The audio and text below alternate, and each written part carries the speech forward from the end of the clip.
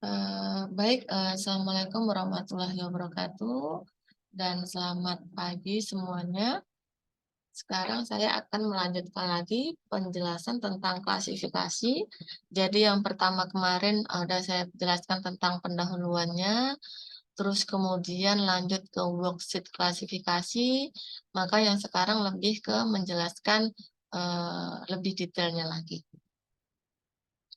Saya review lagi bahwasanya di dalam proses klasifikasi kemarin ada 3 hal utama yang ada. Yang pertama harus ada data yang tersedia, terus kemudian kita bentuk modelnya, lalu kita pakai modelnya untuk mengklasifikasikan data yang akan datang atau data yang baru.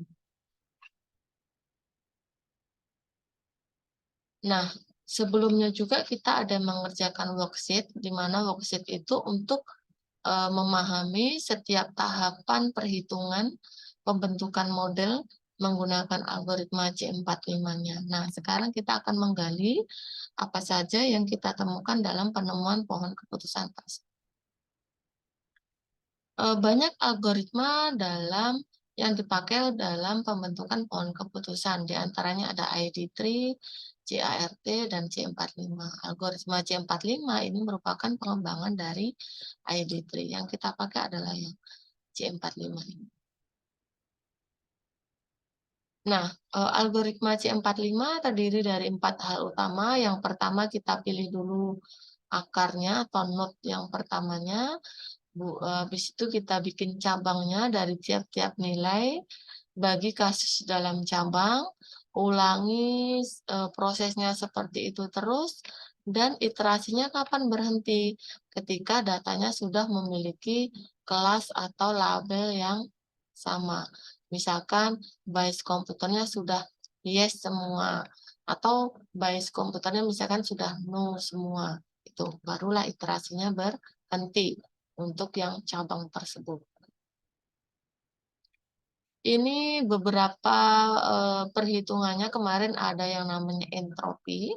Entropi itu adalah ukuran kemurnian. Jadi semakin rendah nilai entropinya maka semakin murni, atau juga bisa disebut dengan semakin homogen. Contohnya di sini untuk atribut age, umur, untuk partisi umur yang 31 sampai 40 itu ketemu entropinya adalah 0. Kalau kita lihat datanya, kenapa dia 0? Karena ini bukan kurang dari 30 ya, tapi adalah 31 sampai 40. Karena datanya sudah yes semua. Kalau nggak salah labelnya sudah yes semua. Label bias komputernya sudah yes semua. Makanya itunya adalah 0. Ketemu nilai entropinya 0. Ya. Lalu kemudian ada nilai gain. Nilai gain ini kalau kita lihat perhitungannya itu ada nilai entropi total, kita kurangi dengan masing-masing perkalian dari nilai entropi setiap partisi gitu ya. Maka logikanya kalau seperti itu semakin banyak partisinya akan semakin banyak dikurangi. Semakin besar nilai gain juga sama, artinya dia akan semakin homogen, semakin bagus. Ya. Maka pilih atribut dengan nilai gain terbesar. Nah, di sini atribut age-nya ketemu kemarin di worksheet-nya itu adalah atribut age-nya yang paling besar. Atribut age-nya. Gain dari atribut age-nya yang paling besar. Maka dia menjadi akar di sini. Ya. Lalu kemudian dicabangkan. Nah, ini adalah atribut gain dari age-nya 0,246, sedangkan yang lainnya cuma sekian nilainya, maka untuk yang umur atau age dia berada di paling atas. Setelah itu baru dicabangkan. Nah, kalau yang ini sudah nggak perlu lagi dihitung lagi, karena labelnya sudah sama semua, yaitu yes semua. Nah, kemudian untuk yang age kurang dari 30, datanya adalah ini. Ini sama dihitung gain dari setiap atribut yang tersisa, ada ini yang tersisa income, student, dan credit rating. Dihitung gain-nya, dapatnya adalah ini. Gain student-nya 0,97, credit rating-nya 0,02, lalu income-nya 0,4. Maka yang paling besar adalah yang ini. Sehingga yang berada di sini adalah atribut student. Nah, kemudian yang sebelah sini yang besar dari 40. Berarti atribut studentnya 0,02, credit ratingnya 0,97, income-nya 0,02. Maka kredit rating di sini, kredit rating itu menjadi cabang di sini. Nah, maka dapatlah seperti ini. Ini student, lalu kemudian kredit rating. Nah, kita lihat student kan ada dua nih kategorinya, ada yes sama no. Dia student yes, dan dia bukan student no. Nah, yes sama no. Kita bagi datanya.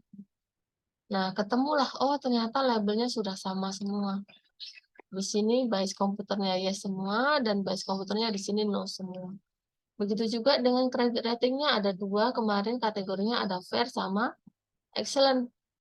Lalu kita bagi datanya, ketemu basis komputernya yes semuanya di sini. Dan basis komputernya di sini adalah no semua. Udah, berarti perhitungannya sudah selesai. Berarti untuk yang studentnya yes, maka di sini basis komputernya adalah yes. Kalau studentnya no, maka di sini no. Itu kan? Nah, di sini berarti yes. Di sini berarti no. Kira-kira seperti itu. Nah, maka dapatlah pohon keputusannya seperti ini. Ya, ini lengkapnya. Nah, tadi data yang tersedia sudah, pembentukan model udah, lalu dipakai modelnya. Tapi sebelum dipakai, itu akan dievaluasi dulu keakuratan dari modelnya seperti apa. Untuk mengevaluasi model klasifikasi itu ada dua metode yang bisa digunakan, yaitu ada partisi sama cross validation. Partisi ini kita membagi datanya menjadi data training dan data testing. Jadi misalnya kita punya 100 data yang mau kita olah. Nah, ketika mau pakai data ini evaluasi training testing, ini misalkan 80% mau dibikin modelnya. Jadi 80 data dibikin modelnya.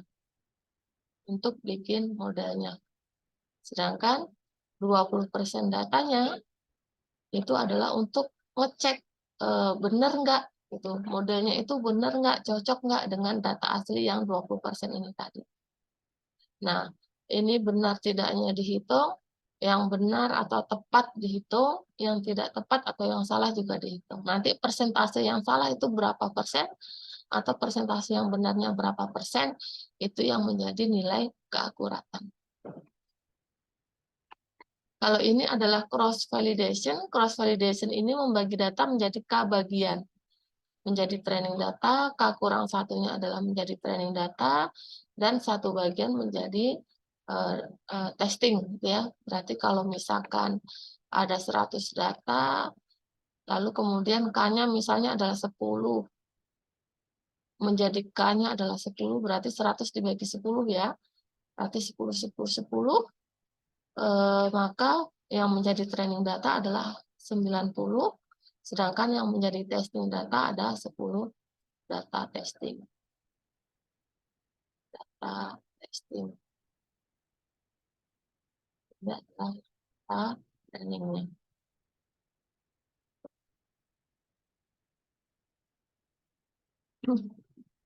Nah, pada pembentukan pohon keputusan, kadang kita ada yang namanya overfitting dalam klasifikasi.